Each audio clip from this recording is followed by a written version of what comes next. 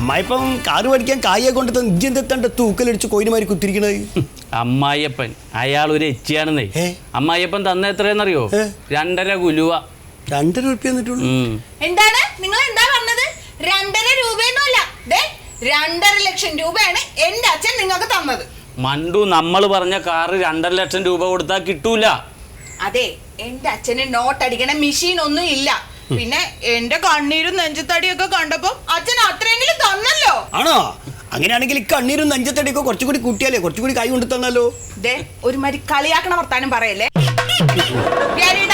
ഈ ഏജന്റ് നമുക്ക് വേണ്ട, വേറെ ഏജന്റിനെ വിളിക്ക്, എന്നിട്ട് കാർ മേടിച്ചാ മതി. അല്ലോ നമ്മള് തമാശ അറിഞ്ഞാണ്, ആ കപ്പലേക്ക് കാര്യാക്കിയോള്. അതെ, നിങ്ങൾ ഇയാളുടെ തമാശയും കേട്ടോണ്ടിരിക്കാതെ വേഗം പോയി കാർ മേടിക്കേ, അല്ലെങ്കിൽ എന്റെ അച്ഛൻ തന്ന പൈസക്ക് ചെലവായി പോവും. പിന്നെ കാർ മേടിക്കുമ്പോഴേ പെട്രോൾ കുറച്ച് ഉപയോഗിക്കുന്ന കാർ മേടിച്ചാ മതി. പെട്രോൾ അടിക്കാൻ എന്റെ അച്ഛൻ തന്നെ പൈസ കൊടുക്കണമല്ലോ. അല്ലടോ, ഓളെന്നെ ശരിക്കും പഠിച്ചു വെച്ചിരിക്കാണല്ലോ. കാര്യേ ഇജ്ജൊരു പണി ചെയ്യും. ഇപ്പൊ 2.5 ലക്ഷം റുപ്യ അമ്മായിപ്പം തന്നിട്ടുണ്ടല്ലോ, ബാക്കി ഓളെ പണ്ടൊക്കെ എടുത്ത് പണയം വെക്ക്. അപ്പൊ വണ്ടിക്കുള്ള പൈസ ആയല്ലോ.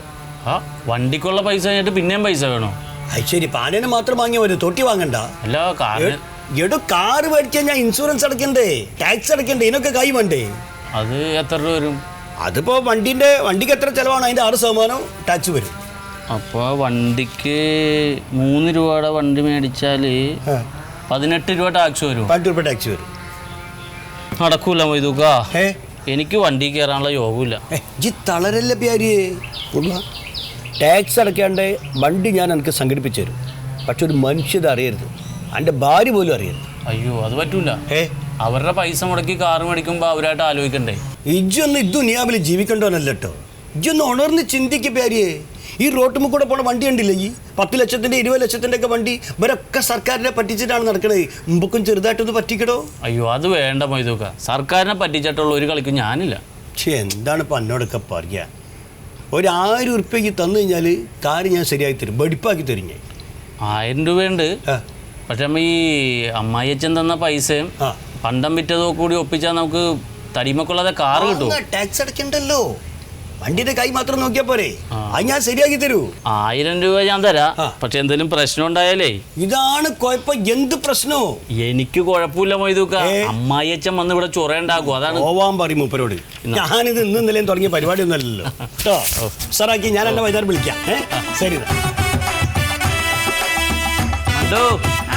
അഡ്വാൻസ് വീശിട്ടാ. എനിക്ക് അയാൾ അത്ര വിശ്വാസം പോരാ. ചുവപ്പാണ് നല്ലത്, വെള്ളയായാലും കുഴപ്പമൊന്നുമില്ല. ഒന്നും അടിക്കുന്നില്ല സീതളാ, ഞാൻ കുറെ ആയല്ലോ എടുക്കുന്നത്. ഇപ്പൊ ഞാൻ എടുക്കാൻ തുടങ്ങിയിട്ട് നാളെ എത്ര എനിക്ക് അടിക്കണ്ടേ? അതെ, ശരി, ഭാഗ്യം പോലെ കിട്ടും. ഭാഗ്യം പോലെ കിട്ടും. ശരി ശരി.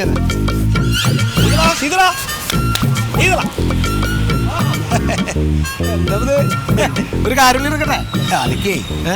എനിക്കൊരു കാര്യം ഞാൻ അങ്ങോട്ട് തരാം. കാര്യം ഇങ്ങോട്ട് വരും. പോണേ, ഞാനിതാ ഇതൊക്കെ ഒന്ന് വിറ്റ് ചെലവാക്കണം, പിന്നെ എൻ്റെ പെൻഷൻ കാശ് മേടിക്കണം.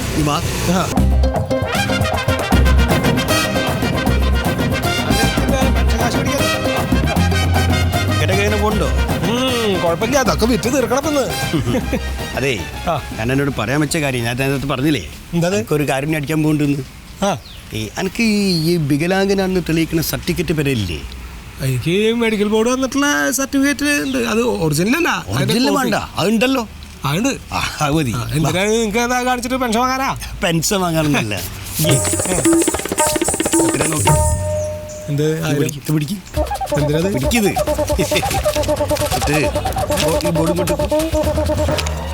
എന്താ കൈ കൊണ്ട് ഇവിടെ ഒപ്പിട് തീർച്ചയായും.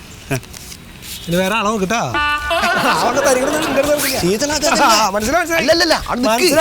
പറഞ്ഞു കേക്ക്.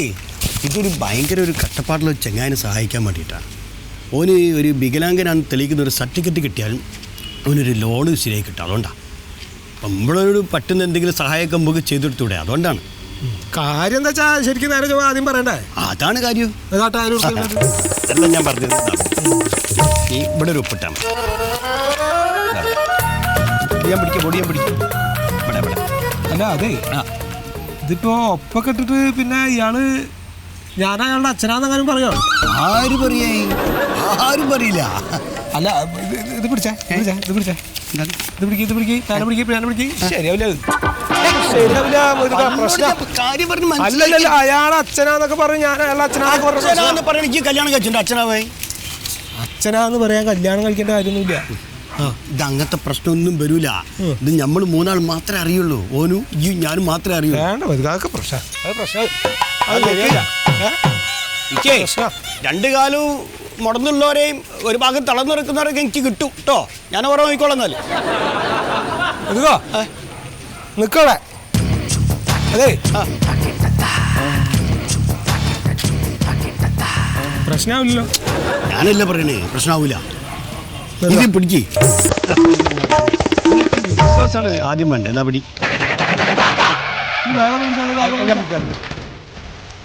അവിടെ എത്താ മതി. അവിടെ ആ പിന്നെ റേഷൻ കാർഡ്, എൻ്റെ തിരിച്ചറിയൽ കാർഡ് ഇതൊക്കെ പെരയിലില്ലേ? അപ്പൊ ഞാൻ നാളെ കൊണ്ട് വരും. അതിന്റെ ഒക്കെ കോപ്പി എടുക്കണം. ഞാൻ എടുത്തോളാം കേട്ടോ. കൊണ്ട് ഒരാള് രക്ഷപ്പെട്ട് പോവാണ്, രക്ഷപ്പെട്ട് പോയിക്കോട്ടെ. ഒരു പ്രശ്നം ഉണ്ടാവില്ല. ഞാനല്ല പറയണേ. 50 റുപ്യ അതിനത് 1000 റുപ്യ തന്നില്ല എനിക്ക്. 50 റുപ്യ കാട്ട് പോയതോ? അതിനാണ്ടോ കാട്ട് പറഞ്ഞുതരാന്ന്. ഇനിയിപ്പോ 100 ഉള്ളു, 50 ഇല്ല. അത് നന്നായി. 2 കിട്ടും. എന്ത് കേട്ടോ? എനിക്ക് വേണ്ട. എന്തായിരുന്നു ചങ്ങായി? എന്താണ് ഇതൊക്കെ എപ്പോഴാ ഭാഗ്യം വന്ന് കയറാറില്ല. പിന്നെ എന്നെ പോലുള്ള ആൾക്കാരെ എന്താ നടക്കണ? അത് എടുക്കല്ല. എന്നാ ശരി.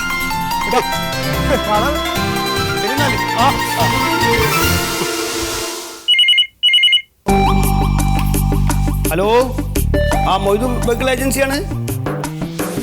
വ്യാജാതനാ എന്തായി? നമ്പർ കിട്ടിയോ? സാറായി. എങ്ങനെ വണ്ടി എങ്ങനെ? ആ നീയേ ഓടിച്ചതിൻ്റെ പരിപ്പെടുത്താളുണ്ട് കേട്ടോ. ഞെട്ടുമ്പോഴത്തൊക്കെ ഒന്ന് തീരുമാനമായിക്കോട്ടെ.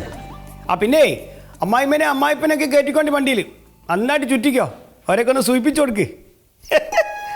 ആയിക്കോട്ടെ. ചെലവുണ്ട്. ശരി.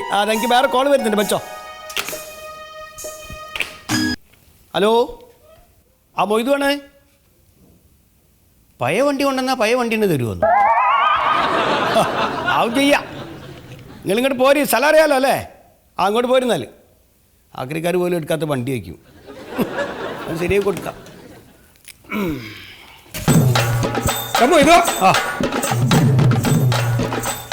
എന്റെ ഈ അടുത്ത കാലിന് മാത്രം കുഴപ്പമുള്ളോ? വേറെ എന്റെ ശരീരത്തിൽ ഒരു അവയവത്തിനും ഒരു കുഴപ്പമില്ല. എന്റെ ഈ വലത്തെ കാലിൽ ചോദിച്ച് മോന്തേമ്മ ഒരു അടി അങ്ങോട്ട് അടിച്ചാണല്ലോ. 3 കറക്കം കറങ്ങിയിട്ട് നീ താഴെ വീഴുള്ളൂ കേട്ടോ. ശീതളം തന്നെയാ പറഞ്ഞത്.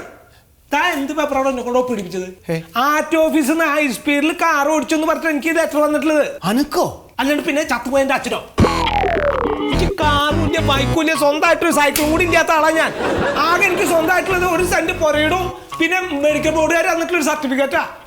ശീതള എൻ്റെ അടുത്ത് ഒപ്പിട്ട് മേടിച്ചെന്നുള്ളത് ശരിയാ. പക്ഷെ അതുകൊണ്ടാണ് പാർട്ടി ഓഫീസിൽ നിന്ന് എനിക്ക് കത്ത് വന്നതിന് എന്താ പത്ര തെളിവ്?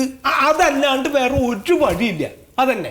ഇനിയിപ്പോ വന്നാൽ തന്നെ ഒരു പന്ന എന്താക്കും? ഒരു മൂക്കിൽ വലിച്ചോളൂ, അല്ലാണ്ട് മറ്റേ കാലം പറിച്ചോളൂ. എനിക്ക് പേടിയാവുണ്ടിട്ടോ ഇതുള്ള കാര്യം ഞാൻ പറയാട്ടോ. അവിടെ ഇരിക്കി, ഇങ്ങോട്ട് ഇരിക്കടോ, സമാധാനിക്കീ.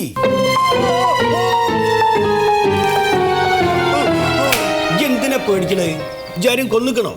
ഇനി കൊന്നാൽ തന്നെ അന്ന ജാമ്യത്തിലിറക്കാൻ നമ്മൾ വരും. ഇജ് ഒന്നുകൊണ്ട് പേടിക്കേണ്ട കാര്യമില്ല. ഇതാ ഈ പേപ്പറേറ്റേ നാളെ രാവിലെ ഒരു 10 മണിയാകുമ്പോൾ പാർട്ടി ഓഫീസിലേക്ക് വാ. നമുക്ക് അവിടെ നിന്ന് കാണാം. അവരിനെ അകത്ത് വിളിച്ച് കയറ്റിട്ട് എന്തെങ്കിലും ചോദിച്ചാലോ? അതൊക്കെ ഞാൻ പറഞ്ഞുതരും. ഞാനവിടെ എത്തിക്കോട്ടെ രാവിലെ. അതെ, നാളെ എൻ്റെ വേഷം കെട്ട് ഇളക്കരുതിട്ടുള്ള കാര്യം ഞാൻ പറഞ്ഞു തരാട്ടോ മൊയ്തോ. ഉറപ്പ്. പേരിയെ മൊയ്തുവാണ്. അതെ, പോലീസുകാരെങ്കിലും വണ്ടിക്ക് കൈ കാണിച്ചിട്ട് ഇജ്ജ് നിർത്താണ്ട് പോയിനെയോ? ഇജ്ജ് എന്ത് പണിയാണ് ചെയ്തയ്യേ?